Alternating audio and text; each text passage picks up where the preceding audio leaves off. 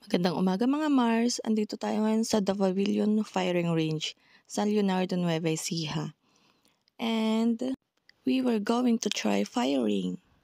Matagal na kami naghahanap kung sino pwede mag-firing and buti na lang dito sa The Pavilion Restaurant is nagkaroon sila ng activity na ganito.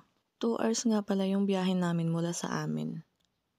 Napakaganda nga pala ng restaurant ng The Pavilion. Hindi ko na nga lang na-video dahil dito kami nag-focus sa firing kasi. Sa The Pavilion Restaurant, kumain lang kami doon din. Picture-picture, saka na kami pumunta dito. Ang nirent nga pala naming mga baril is shotgun and 9mm.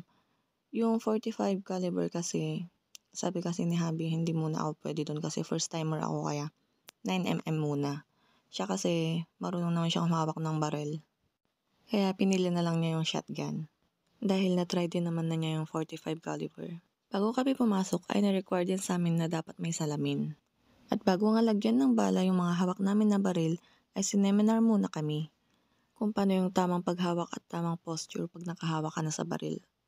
Kailangan nga din pala natin dyan ng air plug for safety. Kasi pag first timer ka talaga mabibingi ka sa tunog ng baril pag pumutok.